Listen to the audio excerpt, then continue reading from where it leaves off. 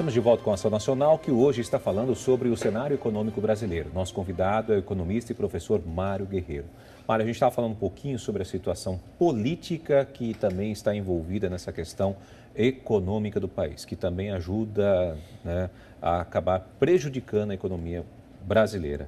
Agora, quais são os principais atores envolvidos nesta conjuntura de crise econômica e de que modo cada um deles se articula, seja aí para agravar ou também para resolver a questão da crise econômica? O principal ator é o governo, né? É o governo e os empresários, né? Os grandes empresários, seja no sistema financeiro, sejam empresários na área industrial. Mas o ator principal é o governo, porque o Estado hoje, né, em todas as economias do mundo, né, ele tem uma presença muito forte. Nos países emergentes, no caso do Brasil, em desenvolvimento, o Estado tem um fator muito grande, né? Porque ele tem que fornecer recursos, né, fornecer subsídios para poder a economia deslanchar, o BNDES, no caso do Brasil, o Caixa Econômica e o Banco do Brasil.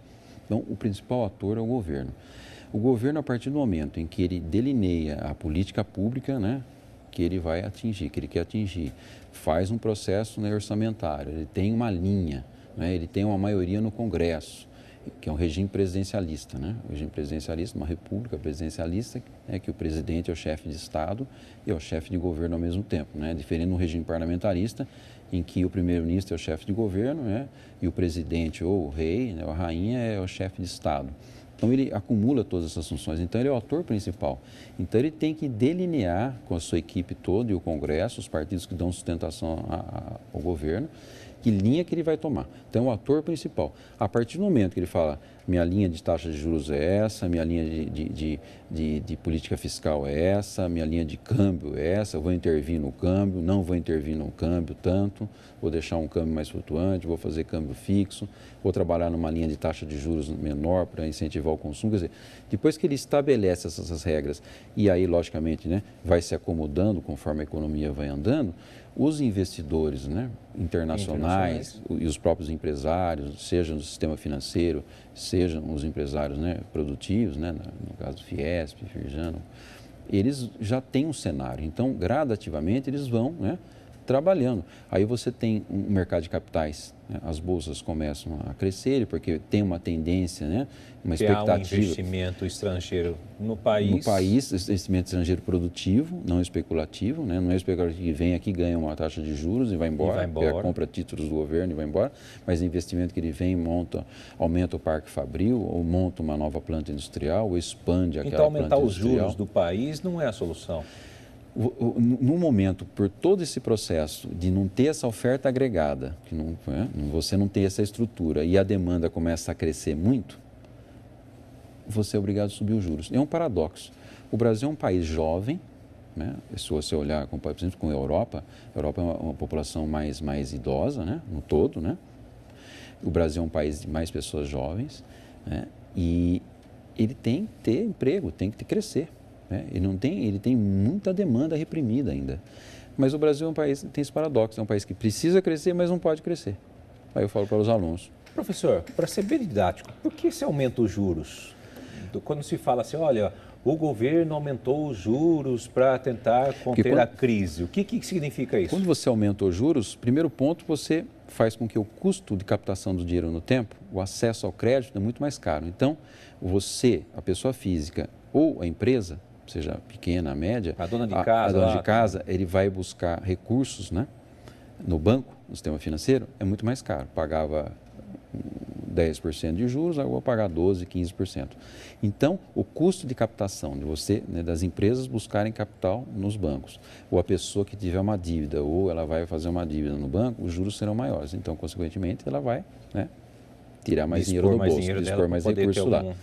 E isso, de maneira constante e que toma uma dimensão grande, né, você vai retraindo a economia, porque fica mais caro, ele vai ter que repassar, daqui a pouco ele vai desacelerar, fala, pô, é muito caro, então ele começa a diminuir, porque ele fala também, eu não vou aumentar minha produção, porque a demanda também está menor, porque as pessoas começam a perder os empregos, o custo de capital, do dinheiro no tempo, né, de você buscar esses recursos é muito mais alto, então a economia ela começa a andar para trás. Ela começa desacelerando, né, até um ponto, né, que implode.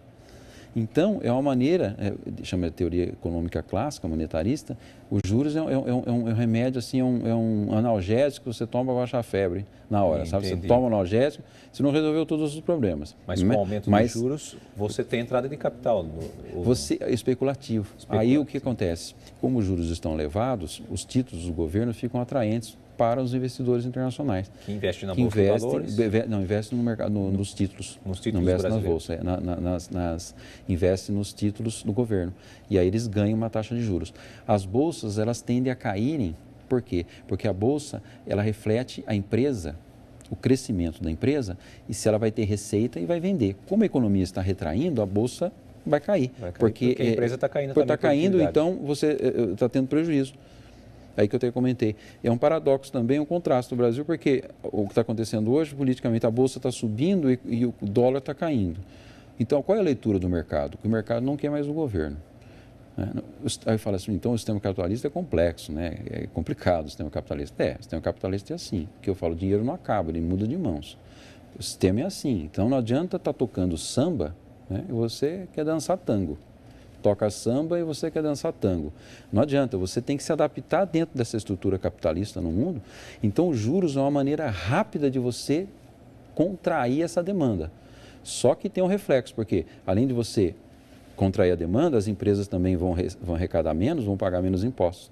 E o governo também aumenta a dívida interna, porque o governo é o maior tomador e o maior prestador de recursos. Então, a dívida interna, ele aumenta a dívida interna dele, porque os juros aumentaram, vai arrecadar menos, porque as empresas vão vender menos. E as pessoas também vão comprar menos. Então, o poder aquisitivo diminui. Então você anda para trás.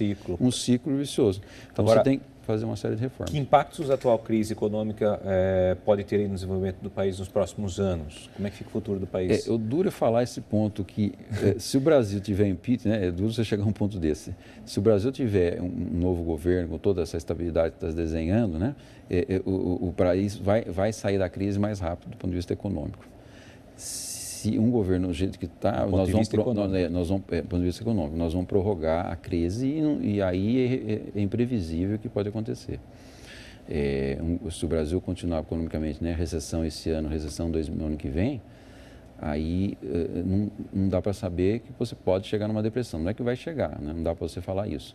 Mas o risco de você acabar gastando o que você não tem e o risco de depois, no dia de amanhã, você ter que emitir dinheiro para cobrir. E aí fazer dinheiro inflaciona. E aí você teria que fazer um plano real 2. Que aí a gente volta no década de 80. Isso aí, muito bem. Lembrou muito bem que eu ia falar. Que eu me lembro dela. É isso aí, voltando. Inflação 80% não, aí ao sabe o que vai mês. acontecer conosco? Nós vamos voltar a bater na porta do Fundo Monetário Internacional. Da FMI. FMI, para emprestar recursos. A recessão vai ser pior, porque eu empresto dinheiro, mas tem uma série de ações recessivas, né?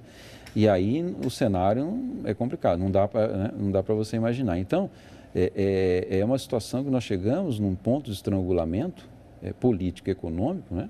Eu vivenciei também o plano Collor e toda a conjuntura, mas é muito pior politicamente hoje, né? Porque a sociedade hoje está mais vascularizada, a classe média é muito maior do que em 1992, né? O país é um país... cresceu Houve também um crescimento muito, mudou, tecnológico, então o Brasil é um outro país, né?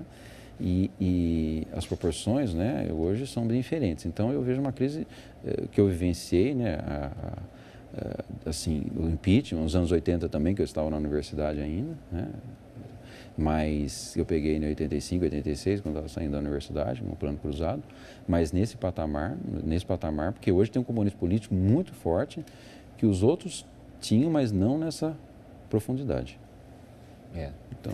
Bom, e o que o senhor entende por austeridade? O que significa ser austero em relação à economia, especialmente neste atual momento do Brasil? No caso, fazer essas reformas, né, que tem que fazer na infraestrutura da economia, né, as reformas, e a questão da Previdência também, que é um ponto complexo, né, é difícil você mexer, né, mexe com uma série de ações, né, e também a questão fiscal.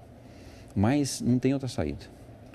Ou o Brasil faz um ajuste fiscal, ou ele vai ser... primordial. Não tem como. E seja governo lá. O governo hoje, pelo processo, pela questão toda, teve a oportunidade, né, e não conseguiu fazer, não conseguiu amarrar politicamente.